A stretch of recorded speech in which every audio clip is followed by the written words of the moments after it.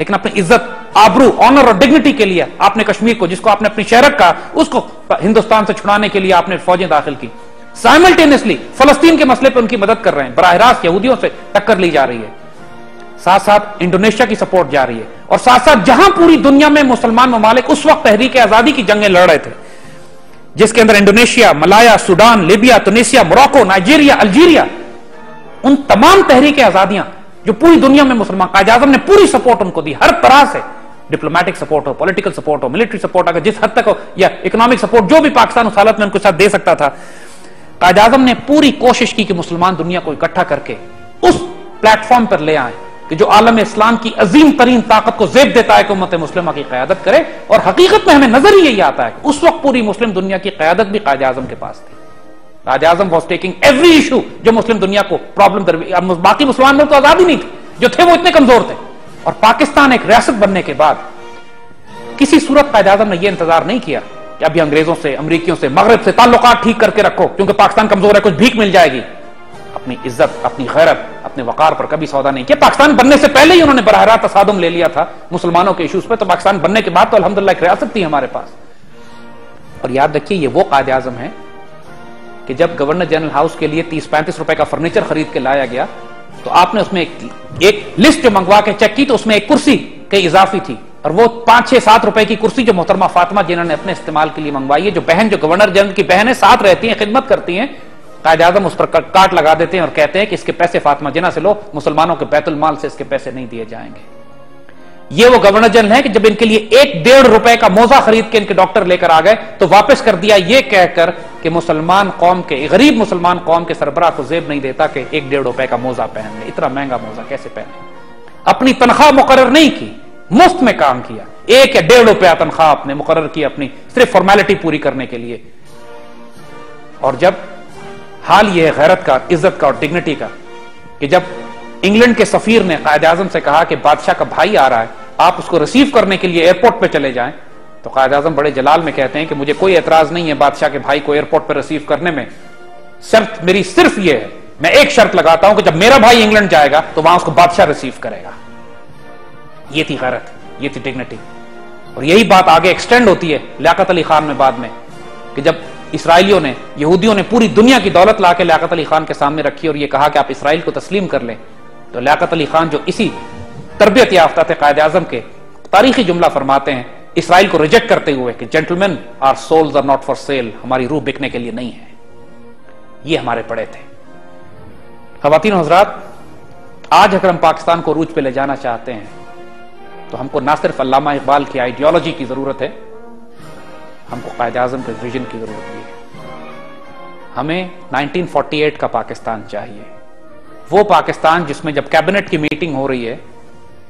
تو قائد اعظم کے ADC نے پوچھا کہ جو وزراء آ رہے ہیں، جو وزیر آ رہے ہیں، ان کو چائے کے ساتھ کیا دیا جائے؟ تو قائد اعظم بڑے جلال میں پوچھتے ہیں کہ کیا یہ گھر سے کھا کے نہیں آتے؟ بیت المال کا پیسہ، مسلمانوں کا پیسہ ان وزیروں کو کھلانے کے لیے نہیں ہے. یہ وہ قائد اعظم جن کا میرٹ، جن کی انٹیگریٹی، جن کا آنر، جن کا کریج، جن کا پوری مسلمان دنیا کے لیے درد، اور اللہ کے رسول صلی اللہ علیہ وسلم سے روحانی تعلق، اور یہ فرم بلیف اور عقیدہ کہ قرآن و سنت کی بنیاد پر پاکستان کو ہم نے اس لیے حاصل کیا ہے کہ یہاں ایک تجربہ گاہ بنا کر ایک عظیم ترین اسلامی مثالی ریاست قائم کر سکیں، جو ہمیشہ قائم رہنے کے لیے اللہ کے حکم سے بنا ہے، تاکہ یہ پاکستان آنے والے وقتوں میں وہ شاندار ملک بنے، وہ جس کی سرحدیں اب چوڑی اور پھیلیں گی انشاءاللہ، جس کی ہاں اور نہ میں دنیا کے فیصلے ہوں گے، جو عالم اسلام کا مرکز ہوگا، جو ایک مسلمانوں کو ایک کرے گا حرم کی پاسبانی کے لیے، جس کے بچوں کو، جس کے انجینئرز کو، جس کے ڈاکٹرز کو، جس کی سربراہوں کو، جس کی فوج کو سبق پڑھایا جائے گا صداقت کا، عدالت کا، شجاعت کا، تاکہ لیا جائے کام ان سے دنیا کی امامت کا. یہ پاکستان بنانا ہے قائد اعظم نے، یہ بنانا چاہتے تھے، یہی اس پاکستان کے قیام کا آپ کا ویژن بھی یہی تھا. اگر قائد اعظم نعوذ باللہ نہ سیکولر تھے، نہ لادین تھے، نہ ایتھیسٹ تھے، نہ ملحد تھے، آج ہم ڈیسائسولی اس ساری خرافات کو دفن کر دیں گے قیامت کے لیے انشاءاللہ. اپنی اگلی نسل سے ہم یہ بات کرتے ہیں، بچوں تمہارے لیے آئیڈیل رول ماڈل صرف اللہ کے رسول صلی اللہ علیہ وسلم ہے. قرآن و سنت ہمارا ریفرنس ہے، ہمارا دستور ہے، ہمارا قرآن ہے، ہمارا آئیڈیل ہے، ہمارا کانسٹیٹیوشن ہے. قرآن و سنت کی بنیاد پر جو شخص قرآن و سنت کے جتنا نزدیک ہے، علامہ اقبال نے جو کچھ آئیڈیالوجی دی، جو کچھ ویژن دیا، جو فکر دی، جو سوچ دی، ان کی تمام شاعری اگر آپ یہ نوٹ کیجئے تو اس میں پاکستان کا ذکر بھی نہیں ہے. علامہ اقبال کی پوری شاعری اس نسل کے لیے ہے جس نے پاکستان بننے کے بعد آنا ہے. اور اب 21ویں صدی کے آغاز میں جس پاکستان کو ہم نے اپنے تکمیل کی طرف لے کے جانا ہے، تعمیر تو کر لی پاکستان کی ہم اس کی تکمیل نہیں کر سکے. اب تکمیل پاکستان کا وقت ہے،